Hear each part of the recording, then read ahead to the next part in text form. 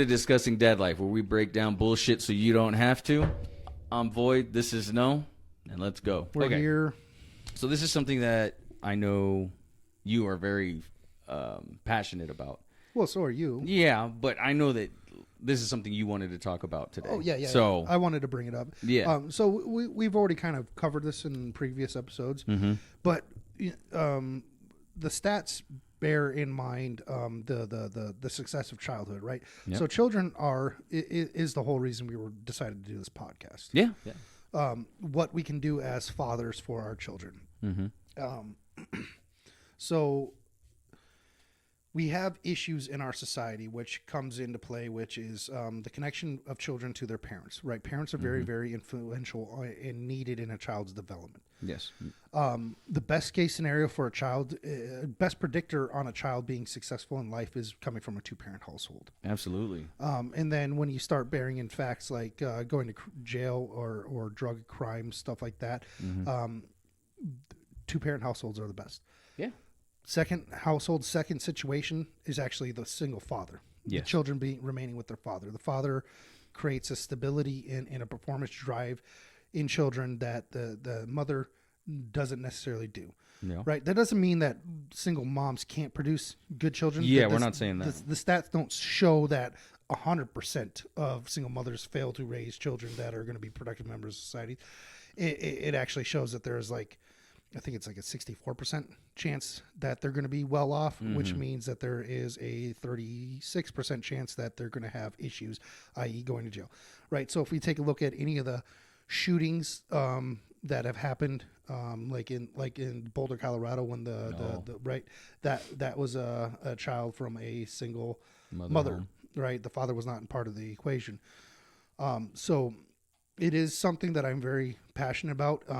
I know divorce is commonplace in our society today. Dude, they throw it around like pot, The government has incentivized divorces, the splitting up the family. The rise of no fault divorce is definitely a problem. Marriages used to be about procreating and raising children together. That was the reason for that contract, right? Yeah. And then the only way you could divorce someone was for a reason, at fault divorces. Right? Yeah. You had to break one of the. You either had to be infidelity. Yeah. What are those called? Your vows, right? Yeah. So infidelity, beating, financial issues. Yeah. I in some states, financial issues were allowed. In some states, it Yeah. weren't. So it all depends.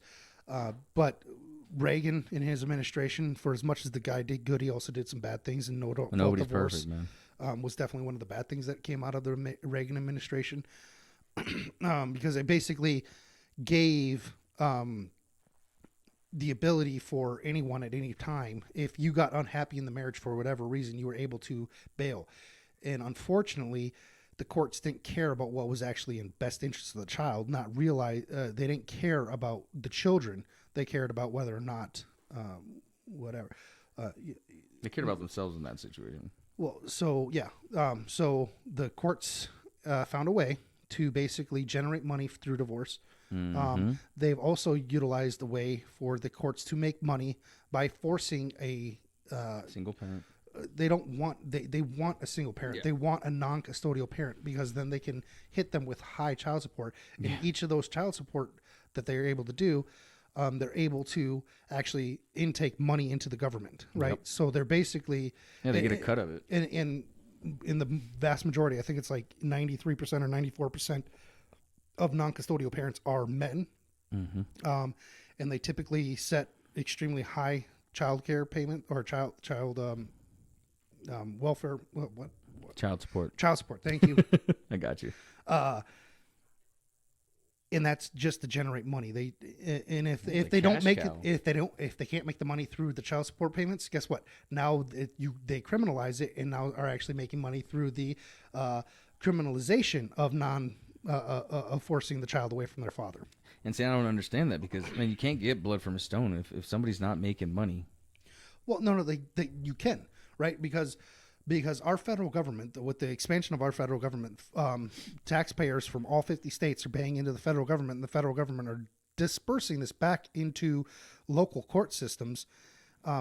as long as they meet certain requirements. So the federal government has actually incentivized the local court systems, the districts, in order to increase it, because then they get more federal tax dollars inputted into their systems. I was just referring to, like, as a single father who doesn't have their children or whatever, and they're told, all right, you have to pay this.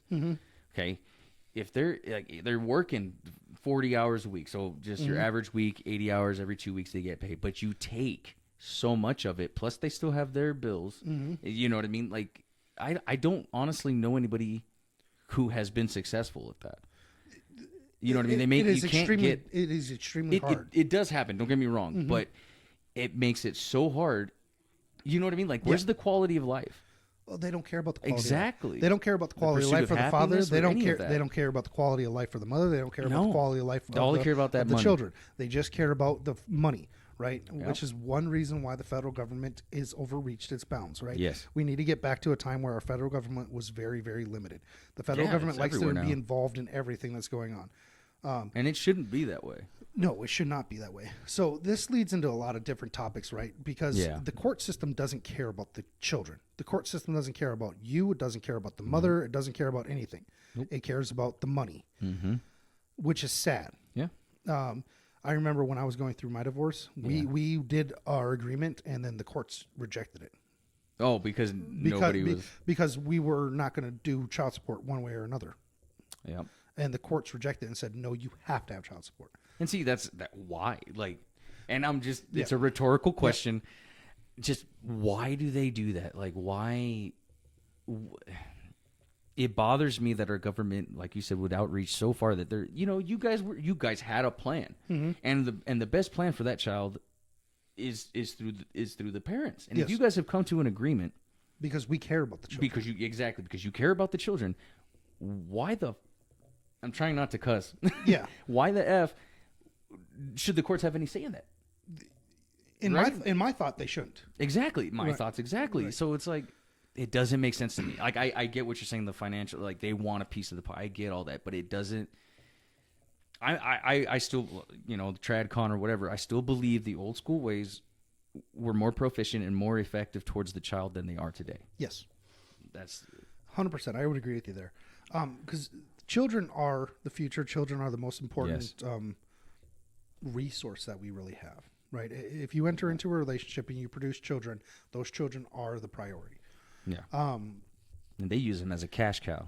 And children, I hinted at this earlier, children do need a mother and a father. Yes. They need the support. So co-parenting has its perks, but it also has its downfalls, right? Because now the children don't get to see each parent together all the time, right? So there can build some animosity and whatnot. Yeah. That's so you got to do the best you can to mitigate it, living in reality, knowing that life isn't perfect and it's not going to be the ideal.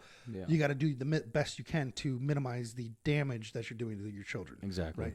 So, I don't know if you know about this, but like orphanages, I was listening to this one lady, smart. I guess she lives up in Seattle, very smart. Don't remember her name, but she actually did a lot of work for orphanages, adoptions, overseas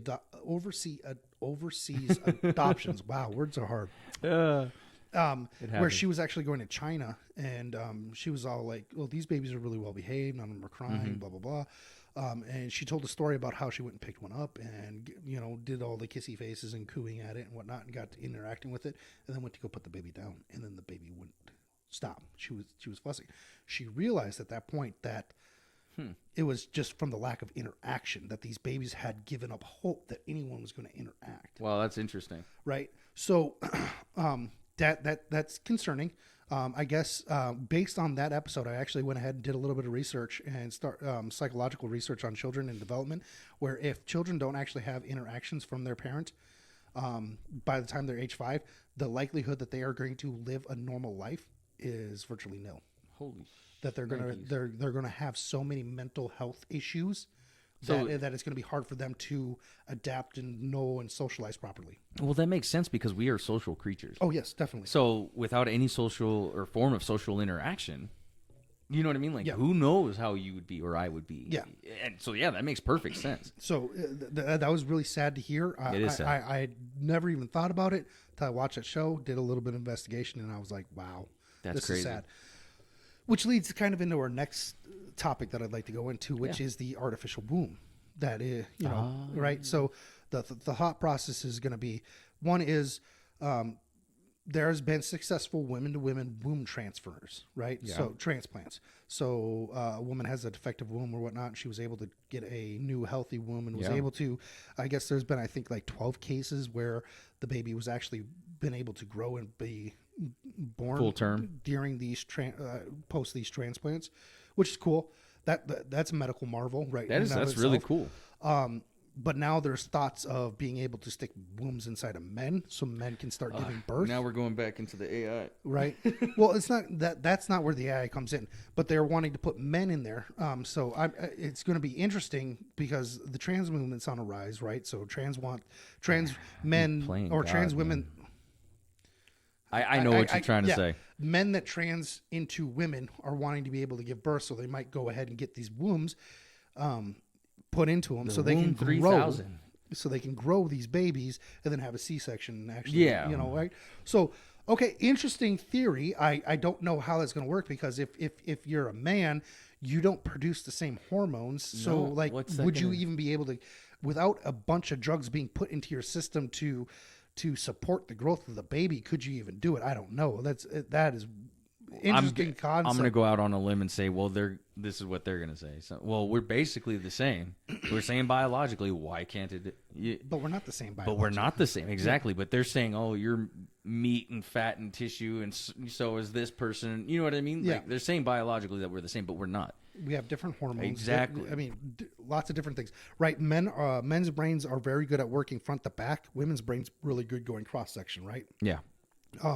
So even the way we think is completely different. Yeah, we are definitely wired different. I'll give you that. So that's one step, and then the next step after that is actually using AI monitored artificial wombs, where you basically take an egg, you take sperm. You make it, you select which one has the best genetic composition that you're looking for, so you can start doing designer babies like you. I want blonde hair, blue eyes. So basically, the Nazis are probably like, oh, we love this crap. I bet they do. Because, I mean, they wanted to make the Aryan race. So, I mean, it's very interesting. Nonetheless, they basically select it, make it, or get the egg and the sperm, put it together, make these embryos, do genetic testing on the embryos once they're large enough, do it, and then gestate in an artificial womb that has all the nutrients and everything put in. So they're like the Matrix. So they're never going to know their mother's heartbeat. None of that right? Shit. And then they're going to have an AI basically generated to determine whether or not, where they can go ahead and kill the pregnancy for any reason, or develop certain, whatever. See, I haven't heard about that. It's just really interesting where we're heading technologically, right? Dude, that's going to make some messed up kids. But the thought process, that's exactly where I was going to go, is what are these kids going to be like? Could these kids even survive? We've never had, in the history of mankind, we have never had a child born without coming from a woman, right? So this is... That we know of. Right now, surrogacy is a huge thing. Yeah. There are certain women that are unable to get pregnant or choosing not to get pregnant, but having someone else carry the baby so they don't have to deal with the ramifications on their body, right? But I thought it was really powerful when I was listening to these people talk, that I was thinking in my head, everything that's going on with this reproduction stuff, they are basically making a commodity out of a woman's body parts. That's a good way to phrase it. And then a little after, like maybe 5 minutes after I was thinking that, they literally brought that up, and I'm like, it's powerful that we have grown so far in technology that we are trying to supplant our most basic functions as humans, which is reproduction. That's like, I mean, I can fathom what you're saying, but it just Jesus Christ. Man. So Star Trek. Do you like Star Trek? No. Okay, so I like Star Trek. I like SG-1. I believe you. I kind of like these sci-fi. I like sci-fi. I'm a little nerd, right? I get it. But so one of the premises in Star Trek is the eugenic wars, right? Okay. Basically, that there was these genetically modified beings that were so advanced and whatnot that they had to, like, they fought a war and were ended up banning all eugenics and stuff like that. And I'm just sitting here thinking, we're not that far away. We're not that far from it, right? So if we've looked anything, Star Trek has done a really wonderful job of kind of explaining things, right? So even in Deep Space Nine, there's an issue. There is a episode. It's a 2-part episode where Captain Benjamin Sisko, I think he was a commander at the time, Jadzia Dax and Julian Bashir, who's the chief medical officer of Deep Space Nine, are returning to Earth for some conference to debrief on something or whatnot. And they go ahead and they transport. But right as they're transporting, some chronoton your things nerd happen. showing right now. My nerd is showing. But anyway, what ends up happening is the chronotons force their transporter signal to go back into like 2024 in San Francisco, 2024. Ooh, and creepy. Commander Sisko and Julian Bashir end up getting picked up by the police and put into what's known as a sanctuary district, which is where they basically sectioned off, built walls where the people who didn't have jobs and the people that had mental health issues, it didn't matter what, they stuck you in there if you were not like a productive member of society. That's really right. So I'm relaying that because it's just really interesting that throughout Star Trek's progression, one reason I love Star Trek so much is they do a wonderful job until they got to Discovery. Discovery was, instead of doing a wonderful job of exploring the human condition, Discovery was actually just trying to force a certain perspective of the human condition on you.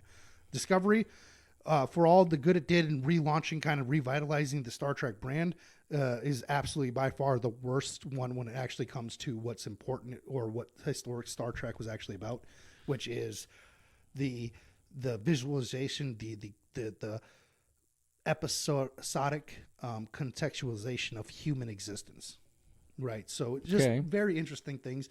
Made me want to watch Star Trek. You should. I'm just kidding. The original series is decent. You can't go back. Can't go bad with Kirk and Spock. I like the Next Generation, and I love Deep Space Nine. Deep Space Nine is probably my favorite.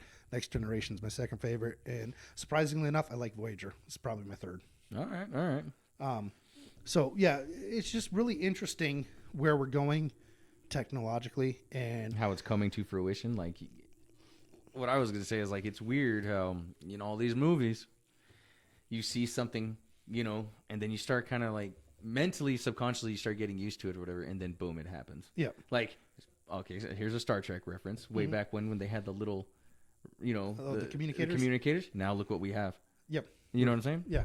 Well, there's actually been someone actually put together a thing of what Star Trek devices were used and what modern equivalents there are. Oh my God, I gotta Google that. The claim is, and I don't necessarily disagree with this claim. I actually think it's spot on. The claim makes sense. Is that Star Trek actually sparked some of the technological revolution that we've had, such as smartphones and smartwatches and stuff like that, right? Yeah. I can't wait until we get transportation. I can Goku that shit. It's on the way. Trust me. Making my life a hell of a lot easier. Right. Mine too. But so I guess my thought is, or my question to you would be, where do you think we need to go from there? Or what should there be legislation put around this? Should surrogacy even be allowed? What are your thoughts, basically? I mean, I've read about the surrogacy, other women being surrogate mothers to other children and stuff like that. And I think that's really cool of them. You know what I mean? Sacrificing their bodies to have a child for somebody else. I can also see how that would be really hard on the woman carrying the baby emotionally, because you carry this child in you for 9 months, and then all of a sudden you're just expected to hand it over. Yeah. You know what I mean? So my heart's out to those people. Well, then there's also that financial benefit. Right? Yeah, they pay you a good chunk of change. So while looking into this, I didn't realize this. I guess I could have guessed it if I would have thought about it. But there's people, like English people, that are going to Africa or going to India or going to Southeast Asia and paying them to carry their baby because they can do it at a cheaper rate than they can with someone in England. And of course, there's always going to be a business side of it, and there is a lot of money that comes with it. Adoption has a lot of money that comes with it too, which is stupid. I mean, how many orphan children are out there that need loving homes? The thing is it goes back to like what I was talking about, where they can select the genetics for. They're doing designer babies. Why would we care about the children that are born that need someone when I can design my own? Yeah. Right. That kind of actually offends me a little bit, because that child that needs someone, you could be the best parent for them. But in America, our adoption laws are stupid. I've heard that actually. It makes it so complicated and takes so long and costs so much money to actually get through the entire process. We need to actually start caring about the children that need a home. And did you know? I didn't know this. I learned this, that the number one subgroup of Americans that actually adopt. Do you know who they are? No. Shoot. Evangelical Christians. Huh? Yeah. Huh. Very devout Christians are the ones that have the highest propensity of adoption in the United States. Did not know that. That's kind of cool. But it actually kind of makes sense though, because they view life as very cherishable, right? Yeah, so sacred. They don't care if it's their children. They're wanting to care for these and perpetuate their values on, which adoration for that. I mean, that's pretty cool. Hats off to you. So, random question. Answer. Are you planning on having any more kids? Not as of right now. Fair. I've got my fair amount. I've done my my civic duty. But I mean, if you do, you're gonna go with an artificial womb? No. If old fashioned way, huh? Yeah, absolutely. That's the most fun way, right? Well, I mean, it's the most honest way. If you know what I mean, we're not planning on nothing, but if something happens, you know what I mean. I'm sure that it'll be welcomed with open arms. Yeah. I mean, you see how I am with my kids. I love my kids. Yeah. They're the little shitheads that they are, but I love them. Well, you have way more kids than I do. I only got twice as many as you.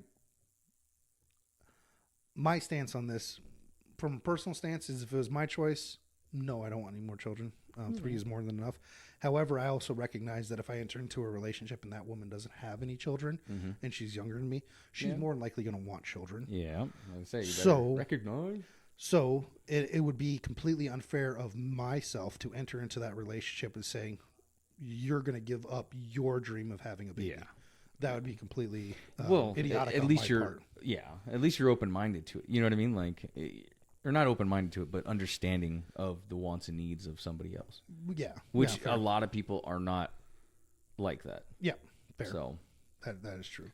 So this is a subject that kind of hits close to home. I think children are our future. It does worry me what these children who are going to be born in an artificial womb are going to turn out like. Could they even survive? Is there some sort of connection that you need to your mother during the during the procreation process? Or not procreation. I don't think there's enough studies on it yet, is there? Well, there can't be any studies, right? Because it hasn't happened yet. But my fear is, if we get to the point where we're allowing this to happen, we're gone. It should be started up slowly if we even decide to go forward with it, because we have no idea what the effects are going to be. It right? Sounds really dangerous. What happens if we just go whole hog and release the baby? Like in 1 year we have 100,000 kids that are produced out of an artificial womb, and they all have mental health side effects from not having some sort of innate connection. Yeah. Did you know? I learned this too. Sorry. Did you know that there is cell transference during pregnancy? Yes, I did know that. I did not know that. So when I guess what the article I was reading was actually talking about how male cells were actually found in a female's brain, and come to find out it was from when she was pregnant with her son. Yeah. Yes. Yeah. I did not know that. A lot of, this is going to sound bad for you ladies, but like a lot of them, with the hormones and stuff that are going back and forth, that's why they start growing facial hair and like interesting. Lots of stuff. Yeah. So reproduction, definitely an interesting topic, and I don't think they should fuck with it. I don't think they should mess with it either. But it's coming. But the left, and I will say it's the left because it seems the big proponents of like doing surrogacy and doing artificial wombs and doing all these technological advances in designer babies is from the left. Yeah. I think there's a little bit on the right, but it seems to be prevalent on the left. Yeah. So it's going to be interesting. And then the kind of, yeah. So I think I'll end it with, or I'll personally end it. I'll let you pick up after this, which is the most important resource in a relationship is the child. Mm-hmm. We need to do what's best interest of the child. Mm-hmm. That should mean that marriages should be forced to be intact, whether or not you're unhappy or not unhappy. No vote divorces. I would love to see no vote divorces go bye-bye, where you have to have a good reason for leaving. Like there's a danger to you or there's infidelity or something like that. Just so we stop this this madness in our society. Relationship stuff. I mean, everything in our society now seems to be commodity driven. It's just like, oh, this is broken, let's just go buy a new one. You know, instead of just taking the time and working on it. No marriage is going to be perfect. No, by any means. You're going to have your ups, you're going to have your downs. The downs make the ups so much better. Yeah. So you gotta have the highs and the lows. So I'll let you give your final thoughts on that. I think it's dangerous. With what you're saying, the artificial wombs and stuff like that. Like I had heard about it previously, but I didn't think that they were as advanced as like have come as far as what you said. So I'm gonna do some research and look into that. I think everybody can do better. You know what I mean? There's always room for improvement, and the only way it's gonna get better is if we try. You know. Currently, it doesn't seem like anybody puts forth a lot of effort into anything. Everybody wants that quick, instant gratification. Yep. And like you were saying, the things that you seem to work on always seem to have the best taste when you're done. Yes. If that makes sense. It goes back to what we were talking about the other week where we were talking about life is meant to be sacrificed, right? Yeah. Sacrifice makes the things that you do accomplish so much better. Exactly. Right. You said it way better than I was going to. So I 100% agree with you there. Sacrifice is very, very important. And then when you sacrifice and you're able to finally achieve your end goal, that end goal is going to be so much sweeter. Facts. And I'll leave you with that. Ponder that shit. Have a good one. Thank you for watching. Please give us a like, share, and subscribe. Till then, peace.